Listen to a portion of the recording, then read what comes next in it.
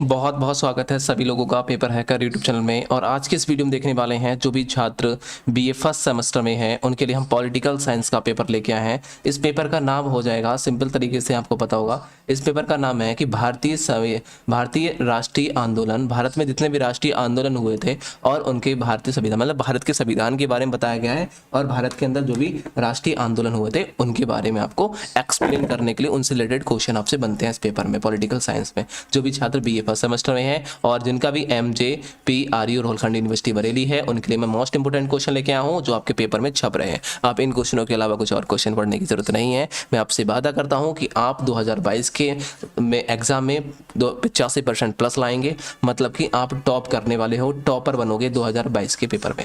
आप अभी चैनल को सब्सक्राइब कर लीजिए, पेपर हैकर यूट्यूब चैनल को, और इसके अलावा कुछ और पढ़ने की जरूरत नहीं पड़ेगी। आप सभी लोग ज़्यादा से ज़्यादा वीडियो को शेयर कर देंगे। आज बात करने वाले हैं पॉलिटिकल साइंस के पेपर के बारे में। और जो भी पेपर आता है आप सभी लोग, जैसा ही आपका पेपर होता है, हमारे व्हाट्सएप नंबर 70373278 और 38 पर हमें तुरंत उस पेपर का फोटो खींचकर व्हाट्सअप कर देंगे ताकि मैं उस पेपर को सोल्यूशन बता सकूं और आपको सिंपल तरीके से कह सकूं कि ये क्वेश्चन कैसा बना था, देख सकते हैं आप। तो सभी लोग ज़्यादा से ज़्यादा वीडियो को शेयर करिए।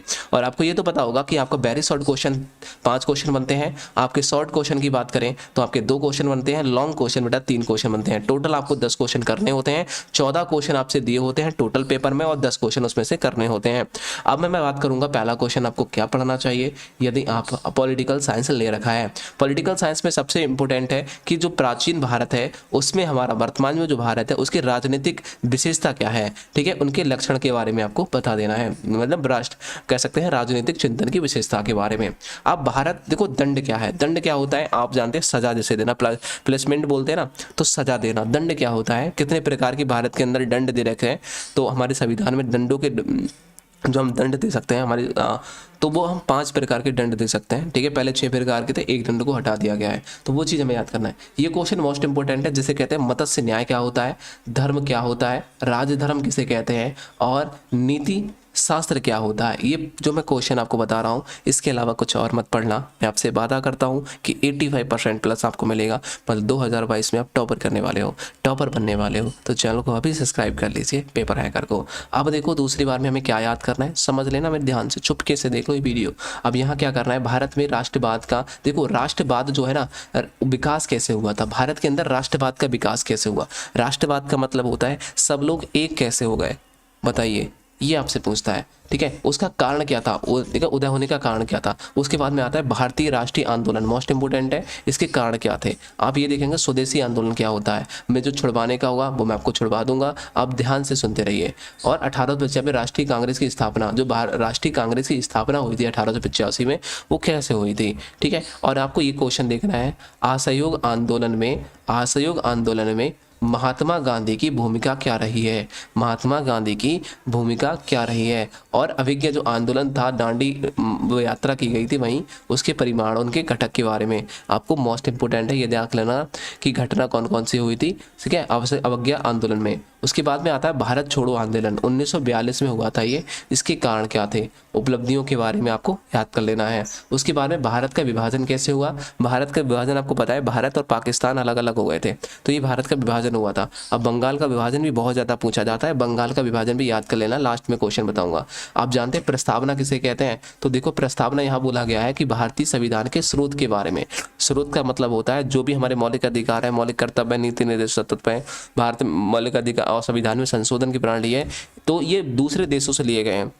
तो यहाँ बोला गया कि भारतीय संविधान को उधार का थैला क्यों कहा जाता है। बेटा भारतीय संविधान को उधार का थैला इसलिए कहा जाता है कि वो क्या है, जैसे कि जितने भी हमारे पॉइंट मेन पॉइंट है संविधान में रखे गए। आपको पता है भारतीय का जो संविधान है वो लिखित संविधान है, ठीक है। अब जब लिखित संविधान है तो आपको ये पता है, तो उसमें क्या होता है, जब लिखित संविधान होता है तो उसमें क्या, हमने जितने अच्छे देश थे उन देशों की जो विशेषताएं थी, ठीक है, कानूनी विशेषताएं थी, जो अभी उनके संविधान में अच्छी चीज़ें लगी, वहाँ से हमें ले गया। जैसे मौलिक अधिकार अमेरिका से लिया गया, संशोधन प्रणाली अफ्रीका से लिया गया, नीति निर्देशक फ्रांस से लिया गया, तो ये चीज़ हमें देखनी पड़ती है, ठीक है। उसके बाद में आपसे नेक्स्ट क्वेश्चन आत्मबंधन को ना, जो मैं क्वेश्चन छुड़वा रहा हूँ उसको छोड़ देना है। उसके बाद भारतीय संविधान के मौलिक अधिकार को याद कर लेना है, ठीक है। आर्टिकल 3 में आते हैं, भाग नंबर 3 में, ठीक है, और ये 12 से लेकर 35 तक होते हैं।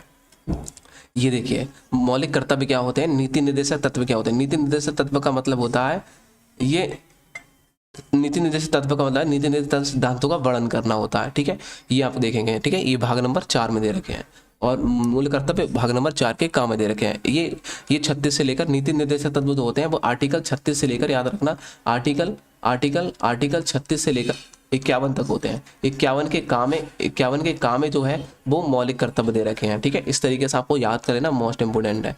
उसके बाद में आता है भारतीय संविधान का संशोधन प्रक्रिया। तो देखो भारतीय संविधान का संशोधन कैसे होता है। आर्टिकल 368 में बोला गया है, ये अफ्रीका से लिया गया संशोधन प्रणाली कि कोई भी चीज़ मतलब आपको संशोधन करना है, किसी भी आर्टिकल में कुछ नया कानून लेके आना है तो आपको संविधान में संशोधन कर सकते हो आर्टिकल 368 के थ्रू। जब राष्ट्रपति इसको और संसद उसको क्या करती है, पार्लियामेंट में मतलब कि संसद होती है उसमें ये चीज़ पेश किया जाता है वित्त को। ठीक है, उसके बाद में विधेयक बन जाता है वो। ठीक है, याद रखना, ये चीज़ हमें देखनी पड़ती है। वहीं आपको राष्ट्रपति की आपातकालीन शक्तियों के बारे में याद कर लेना है, मोस्ट इंपोर्टेंट है, उनके कार्यों के बारे में याद।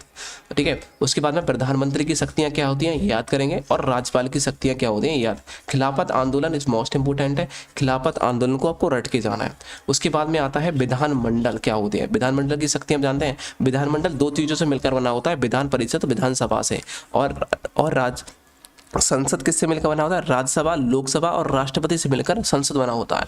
एक होता है धन विधेयक और वित्त विधेयक, आर्टिकल 310 आर्टिकल 317 सॉरी 110 और 117 में। ठीक है, वित्त विधेयक और धन विधेयक का वर्णन किया गया है। ठीक है, धन विधेयक और वित्त विधेयक का वर्णन किया गया है। उसके बाद में सर्वोच्च न्यायालय आप जानते हैं, सर्वोच्च न्यायालय को सुप्रीम कोर्ट बोलते हैं और उच्च न्यायालय को हाई कोर्ट बोला जाता है। इन दोनों के बारे में अच्छी तरीके से आप पढ़ लेंगे। ठीक है ना, इन दोनों के बारे में अच्छी तरीके से पढ़ लेंगे। उसके बाद में चौरी चौरा कांड के बारे में पढ़ के जाएंगे, ये मोस्ट इंपोर्टेंट है, चौरी चौरा कांड। ठीक है, उसके बाद में लास्ट में आप देखना, ये क्वेश्चन आपके लिए मोस्ट इंपोर्टेंट रहेगा कि जलियांवाला बाग का हत्याकांड जलियांवाले बाग के हत्याकांड के बारे में पढ़ेंगे। और साथ ही साथ कर देता हूं, और आपको बोला गया, यहाँ बोला गया 1905 का जो बंगाल का विभाजन हुआ था, ये मोस्ट इंपोर्टेंट है। चुनाव आयोग को पढ़ लेना, बस बाकी कुछ और देखने की जरूरत नहीं है। ये थे 2022 में आने वाले क्वेश्चन। आप इन क्वेश्चनों को याद करके 85% प्लस लाएंगे, मतलब कि आप टॉप बनने वाले हो। बस चुपके से वीडियो को देख लेना, और हो सके तो अपने दोस्तों को बता देना, क्योंकि यार वो भी पास हो जाए, उन्हें थोड़ी फेल करना चाहोगे तुम लोग, तो उन्हें भी थोड़ा सा छोटा सा ना लिंक तुरंत इस वीडियो को शेयर कर देना। कोई दिक्कत है तो कमेंट सेक्शन में बताना। Thank you.